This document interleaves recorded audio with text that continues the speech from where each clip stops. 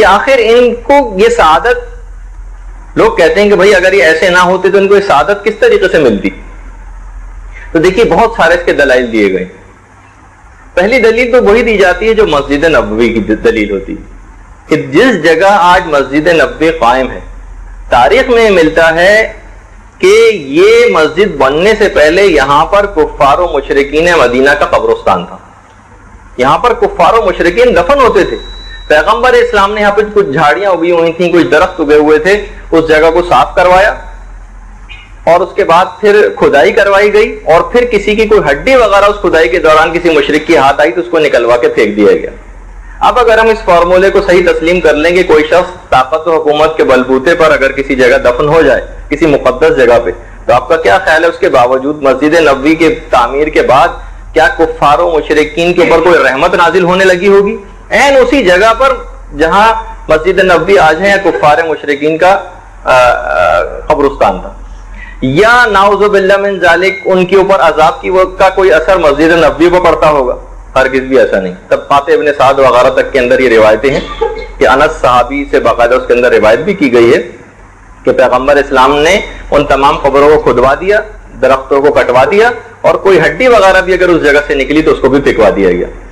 اچھا دوسری دلیل جو اس سلسلے میں دی جاتی وہ جو سورہ اعراف کی ہے، نادا اصحاب النار اصحاب الجنت، جہنمی جنتیوں کو پکار کر کہیں گے ان افیزوا علینا من الماء او مما رزقکم اللہ، تمہیں جو کچھ خدا نے اپنے فضل سے دیا ہے اس میں سے کچھ پانی ہمیں بھی دے دو اور اس رزق میں سے بھی کچھ ہمیں دے دو جو خدا نے تمہیں دیا ہے. اس وقت جنتی کہیں گے قالو ان اللہ حرمہما علی الکافرین، خدا نے یہ سب کافروں کے اوپر حرام قرار دیا ہے. اب دیکھیں جنتی اور دوزخی اتنے قریب قریب موجود ہوں گے کہ ایک دوسرے سے بات چیت ہو رہی، لیکن جنتی ویسے ہی نعمات خداوندی سے مستفید ہو رہے ہیں اور کافروں کے اوپر اس قرب کے باوجود عذاب خدا نازل ہو رہا ہے، اس ہمسائیگی و قرابت کے باوجود. یا مثلا وہ بات کہی جاتی ہے کہ جناب یہ جو مثلا آپ آتش نمرود کی مثال لے لیں، برداں و سلامہ علی ابراہیم، جو قرآن کی آیت ہے کہ ہم نے ابراہیم کے اوپر آگ کو ٹھنڈا کر دیا تھا. وہ آگ دنیا والوں کے لیے ویسی بھڑکتی ہوئی آگ تھی لیکن ابراہیم کے لیے گلزار بن گئی تھی. یعنی ایک ہی چیز ایک وقت میں دو الگ الگ اشخاص کے لیے الگ الگ ہو سکتی. اسی طریقے سے مثلا مثال دی جاتی ہے موسیٰ فرعون کی. حضرت موسیٰ فرعون کی گود میں پرورش پا رہے ہیں، موسیٰ کے اوپر رحمت خداوندی اور نور برس رہا ہے اور عین اسی وقت فرعون کے اوپر لعنت برس رہی. اس فرعون کے اوپر جو فوری عذاب نہ آنے کی جو وجوہات ان میں یہ بھی ہے کہ بہرحال اس نے ایک رول پلے کیا تھا موسیٰ کی پرورش میں بھی، جسمانی اعتبار سے تو پرورش اسی کے کیا ہوئی تھی، تو بہرحال ایک اس کے اوپر ایک فضل تو خدا نے دنیاوی لحاظ سے ہی کیا تھا. لیکن بہرحال فرعون کو اس رحمت کا جو موسیٰ پہ نازل ہوتی تھی اس کے گود میں رہنے کے باوجود بھی اس کا کوئی اثر اس کے اوپر مرتب نہیں ہوا، اس پہ ویسے ہی لعنت برستی رہی. اچھا اسی طریقے سے کہا جاتا ہے کہ جہنم کے جو نگران فرشتے ہیں وہ جہنم کے اندر موجود ہیں. ان کی خاص شکل بھی ہے کہ ابھی میں یہ کہنے والا تھا جب ہم جہنم پہنچیں گے تو اس وقت آپ نے جب ہم اس کے تذکرے کی طرف جب آئیں گے تو اس وقت ہمیں پتہ چلے گا کہ واقعی ان کی شکل وغیرہ کس طرح کی ہوتی. تو جہنمیوں کو عذاب وہ دے رہے ہوں گے جہنم کے اندر، لیکن ان کے اوپر اس آگ کا کوئی اثر مرتب نہیں ہو رہا ہوگا. وہ آگ جہنمیوں کے لیے ویسے ہی عذاب ہوگی اور یہ حکم خدا کی بجاوری کر رہے ہوں گے، ان کے اوپر رحمت خدا برس رہی ہوگی. اسی اعتبار سے اگر ہم اس فارمولے کو صحیح تسلیم کر لیں کہ وہ مقدس جگہ پہ کیونکہ دفن ہو گئے تو ان کو وہاں کی رحمتیں ملتی ہوں گی، تو دیکھیے اب اس سے بھی آپ اندازہ لگا لیں کہ بت خانہ کعبہ کے اندر رکھے ہوئے تھے کتنے عرصے تک، بت ویسے کے ویسے ہی نجس رہے، ان پر لعنت برستی رہی، جبکہ کعبے کے اوپر ویسے ہی رحمتیں نازل ہوتی رہی. اور دیکھیے ایک اور بھی چیز ہے، ہر چیز اصل میں اپنے اصل کی طرف پلٹتی. یہ روایتوں کے اندر بھی اس کا تذکرہ آیا ہے.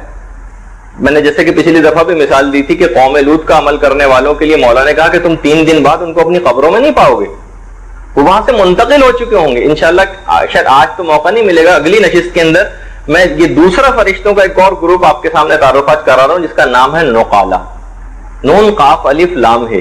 فرشتوں کا پورا ایک گروپ ہے جس کا کام ہی یہ ہے کہ مردوں کو قبروں میں سے ایک سے دوسری جگہ منتقل کرتے. اس کا ایک تفصیلی واقعہ بھی جو حال میں تو نہیں، البتہ موجودہ زمانے سے قریب میں ایک آیت اللہ وحید باقر بیبانی کے ساتھ پیش آیا تھا، میں انشاءاللہ اگلی دفعہ اس کا بھی تذکرہ کروں گا.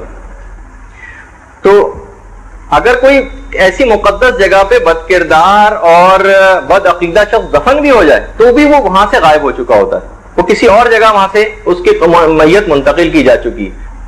درود بھیج دیجیے محمد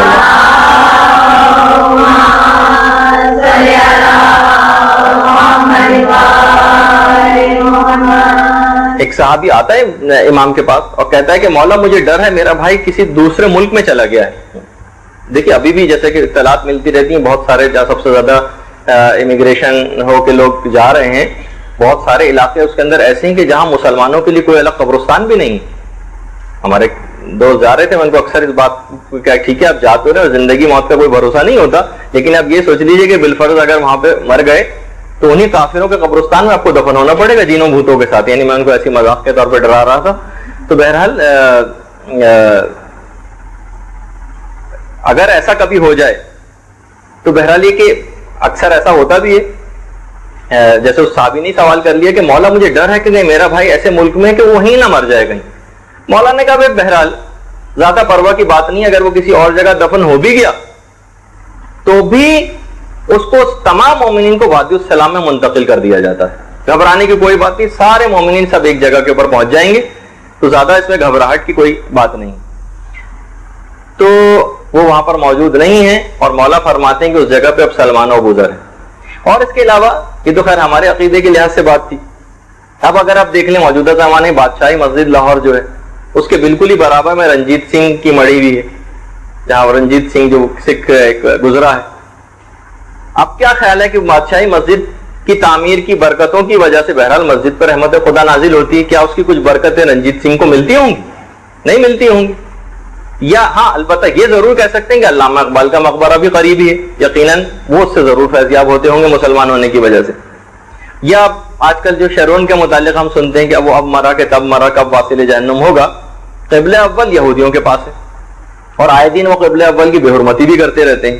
اب کیا آپ کا خیال ہے اگر شرون وہاں پر مر جائے اور اس کے بعد وہ اپنے طاقت و حکومت کے بلبوتے پر بیت المقدس میں دفن ہو جائے تو کیا وہ کوئی فضیلت حاصل کر دے گا؟ نہیں فضیلت حاصل کرے گا. اسی طریقے سے عام زندگی کی بھی ہم مثالیں دیکھتے ہیں کہ اگر ہم کسی جگہ آم اور امرود کے بیج بوتے ہیں تو بہرحال سب کے الگ الگ ہی پھل نکلتے ہیں. ایک ہی زمین سے گلاب بھی نکلتا ہے، وہیں سے کیچوے بھی برآمد ہونے لگتے ہیں. تو بہرحال اسی اعتبار سے ذرا اور ہم اس کی طرف جائیں کہ جب یزیدی واقعہ کربلا ہو گیا تھا تو ظاہر ہے کہ یزیدی فوج کے بھی کتنے زیادہ لوگ ہلاک ہوئے تھے اور واصل جہنم ہوئے تھے. وہ سارے کے سارے بھی میدان کربلا ہی کے اندر دفن ہوئے ہیں. وہ کہیں اور لے جا کے تو دفن نہیں ہوئے نا، لیکن اور جو شہداء کربلا ہیں وہ بھی وہیں پر مدفون ہیں. تو شہداء کے روضوں کے اوپر، ان کی قبور کے اوپر رحمت خدا نازل ہوتی ہوگی اور ان کے اوپر مزید عذاب ہوتا ہوگا اگر وہ وہیں پر موجود بھی ہو تب بھی. تو بہرحال اس میں کوئی بھی ایسی بات نہیں. یا مثلا ہم پڑھتے بھی ہیں مختلف روایت میں، اور یہ روایت تو بہت ہی عام مسلمانوں کے درمیان بھی بہت مشہور ہے کہ بھئی یہ جو مثلا قیامت ہوگی اور قیامت میں ایک ایک قبر سے 70 مردے برآمد ہوں گے. تو آپ کا کیا خیال ہے کہ سارے 70 مردے بالفرض اگر ایک ہی قبر سے نکلیں گے تو کیا سارے کے سارے نیکوکار یا وہ سارے کے سارے بدکار ہوں گے؟ کچھ نیک بھی ہوں گے، کچھ بد بھی ہوں گے. نیکوں کے ساتھ اچھا سلوک کیا جائے گا، بروں کے ساتھ یعنی ایک ہی قبر میں ہونے کے باوجود بھی اگر اجتماعی طور پہ بھی دفن کر دیا جائے تو جس کا جو حق ہے وہ اس کو مل کر رہے گا. اچھا اب ایک سوال قائم کیا لوگوں کے عام طور پہ دماغ میں آتا ہے کہ ائمہ اتنی الگ الگ کیوں دفن؟ اب آپ دیکھیں کہ پیغمبر اسلام، شہزادی اور ہمارے چاروں امام، امام حسن زین العابدین علیہ الصلوۃ والسلام، امام محمد باقر و جعفر صادق، اللہم صلی علی محمد و علی محمد، یہ تمام کے تمام مدینے میں دفن ہیں. مولا کائنات نجف میں دفن ہیں، امام حسین کربلا میں دفن ہیں، امام موسیٰ کاظم اور امام محمد تقی کاظمین میں دفن ہیں. اس کے علاوہ امام علی رضا مشہد میں دفن ہیں، امام علی نقی و حسن عسکری سامرہ میں دفن ہیں. تو تعجب ہوتا ہے بعض اوقات کہ یہ اولاد رسول کیسی دیس بدیس پھیلی ہوئی اور باغ بطول کے یہ پھول کیسے جا بجا بکھرے ہوئے. اب سمجھ میں نہیں آتا کہ یہ اتنے بکھر کیسے گئے. ایک عالم، ایک بزرگ سے کسی نے پوچھا تو انہوں نے ایک واقعہ سنایا. کہا کہ ایک عالم تھے، وہ اپنے شاگردوں کے ساتھ ایک بستی سے گزرے. اس بستی کے لوگوں نے ان سے سارا ساز و سامان چھین لیا، ان کو قید کر لیا، بڑی مشکل سے اپنی جان چھڑا کر وہاں سے نکلے. جب وہ بستی سے باہر نکلے تو انہوں نے اپنے تمام شاگردوں کے ساتھ ایک دعا کی کہ پروردگار ان میں اتحاد کو ختم کر دے اور ان لوگوں کو ان میں اتحاد و اتفاق کی قوت عطا فرما اور ان کو ایک جگہ پہ قائم و دائم رکھ. اچھا اب دوسری بستی میں گئے, دوسری بستی والے بہت اچھے تھے, انہوں نے ہاتھوں ہاتھ لیا, ان کو بڑا مہمان ٹھہرایا, خاطر تواضع کی. جب اس بستی سے رخصت ہونے لگے تو انہوں نے ان کے لیے دعا کی, ان بزرگ نے اپنے شاگردوں کے ساتھ کہ پروردگارا ان میں اتحاد کو ختم کر دے اور ان کو منتشر کر دے.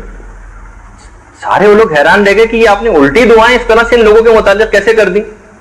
تو ان بزرگ کا جملہ یہ تھا کہ دیکھو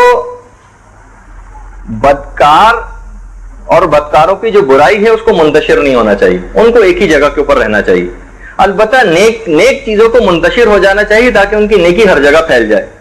ان کے شاگرد بھی بہرحال سمجھ گئے کہ جو برائی ہے اس کو جہاں سے اس کا اوریجن ہوا اس کو وہیں پر ہی مدفون ہو جانا چاہیے اور نیکی تو جا بجا پھیل جانا چاہیے. برحمتک یا ارحم الراحمین وصلی اللہ علی محمد